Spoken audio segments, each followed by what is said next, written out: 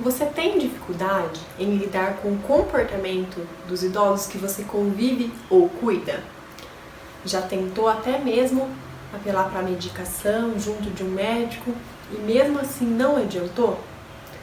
Hoje eu estou aqui para te contar que esse caso ainda tem solução. E essa solução não envolve mais remédio. Seja muito bem-vindo ao canal da Felicidade.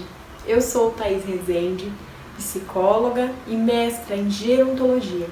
E no vídeo de hoje eu irei falar sobre como você pode influenciar o comportamento do idoso sem usar nenhuma medicação.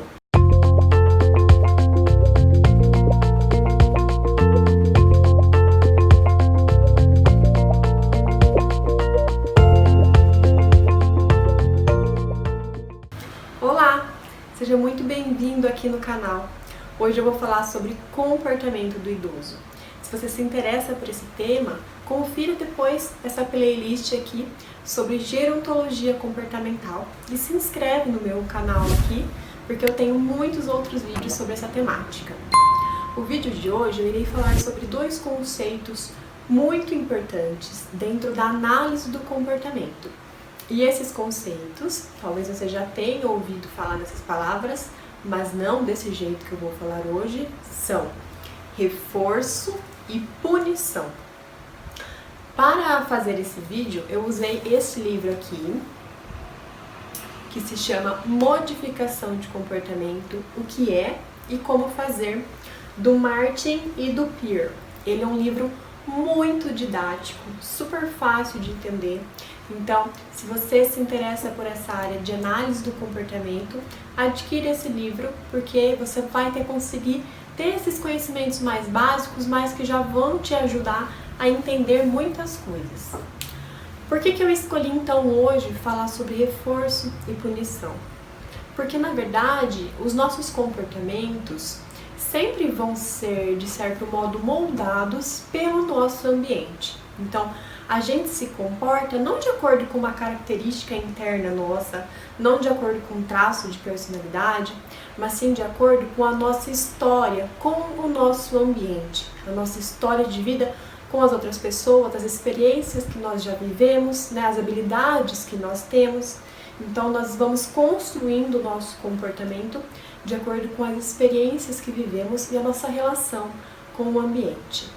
E por isso, quando a gente faz algum comportamento, quando a gente age, a consequência que a gente obtém com aquela nossa ação pode fazer com que no futuro a gente repita aquilo de novo ou a gente evite fazer aquilo de novo. Então eu vou dar um exemplo fora da gerontologia. Se você está trafegando, por exemplo, com o seu carro e passa por um radar, né, uma velocidade acima da permitida naquela via, e depois você recebe uma multa, você teve um comportamento e você teve uma consequência, digamos, negativa, né, porque você recebeu uma multa.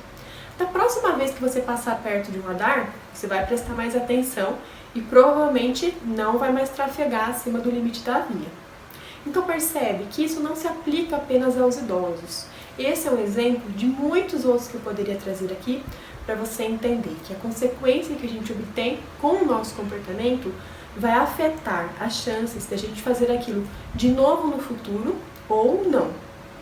Então, algo que é importante a gente pensar quando o assunto é comportamento do idoso não é apenas o que o idoso está fazendo, mas sim o que está acontecendo naquele ambiente, o que você faz quando o idoso se comporta de determinado modo.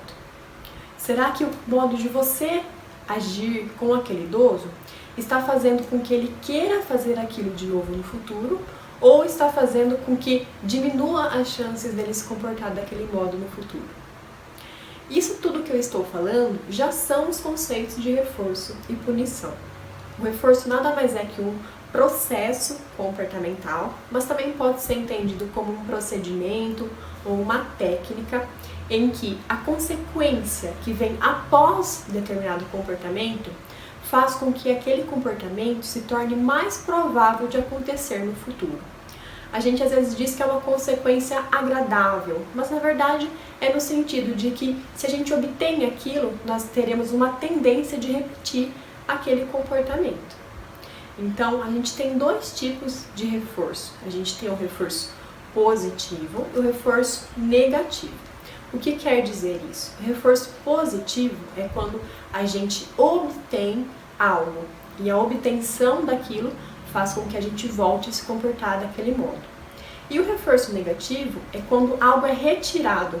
E algo que é retirado é algo que é aversivo de alguma forma a nós. E isso também faz com que a gente volte a se comportar daquele modo no futuro.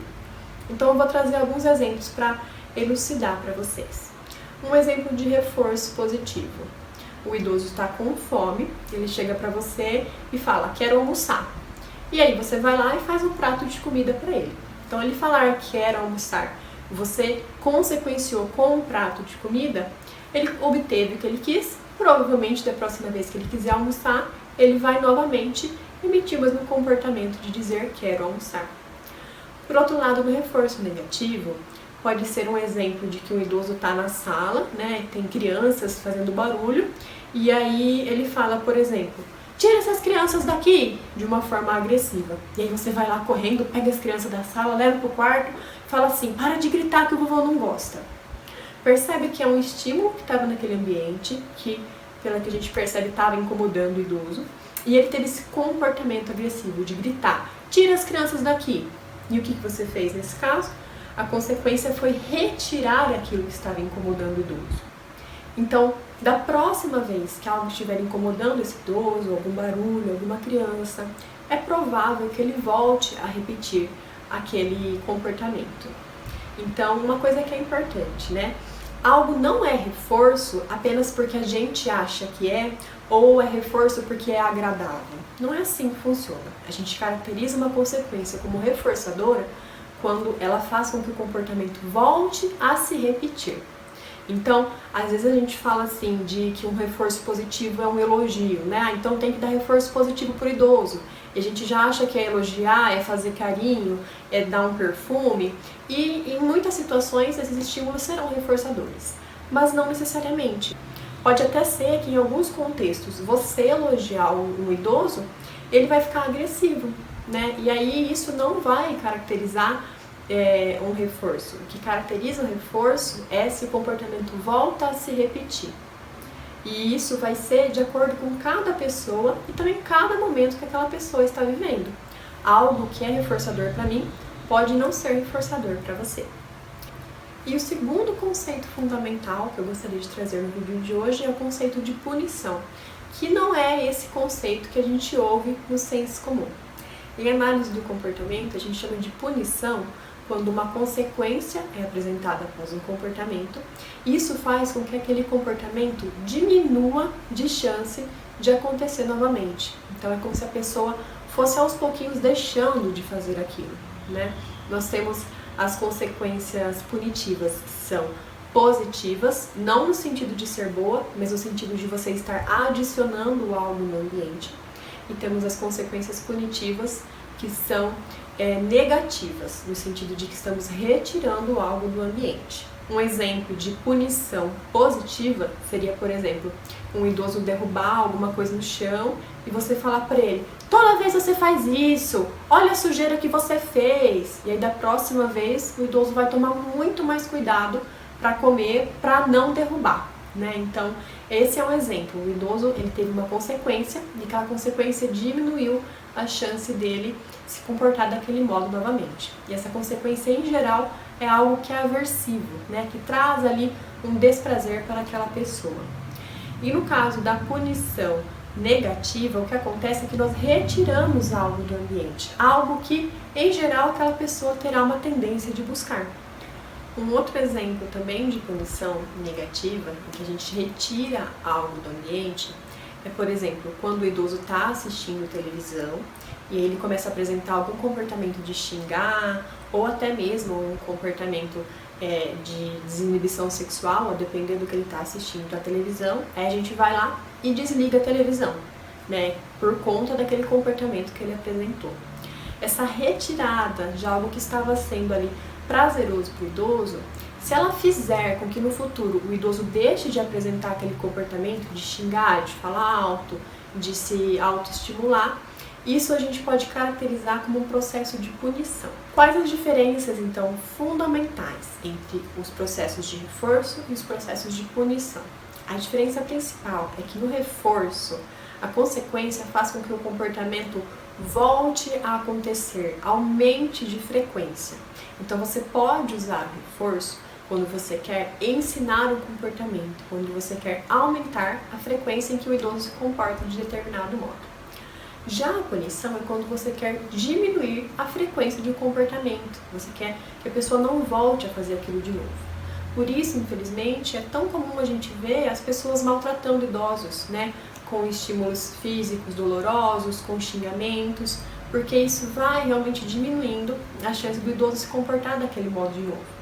Mas isso não é ético, isso em muitos casos também não é eficaz e isso tem efeitos colaterais que são muito severos. Então, em análise de comportamento, nós sempre priorizamos intervenções que envolvem reforço positivo. E a gente tenta evitar ao máximo o uso de reforço negativo e também, principalmente, de punição. Então o vídeo de hoje foi esse, para esclarecer esses conceitos e para que você comece a pensar aí a consequência que você tem dado para o comportamento do seu idoso. Será que essa consequência está fazendo com que ele volte a se comportar daquele modo de novo? Ou essa consequência está diminuindo a chance dele se comportar daquele modo de novo?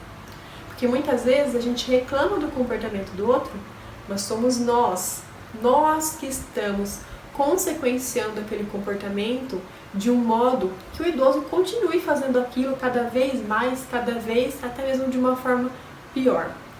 Então, antes de reclamar do idoso, pare e pense: como eu estou agindo? O que eu posso mudar em mim para influenciar essa pessoa? Se você gostou desse vídeo, se inscreve aqui no canal, porque eu vou trazer outros conteúdos relacionados à punição e também como lidar com o comportamento do idoso. Também curta esse vídeo para eu saber que você gostou desse conteúdo e fazer mais vídeos como este. Te espero na próxima semana. Um super beijo, com muita felicidade!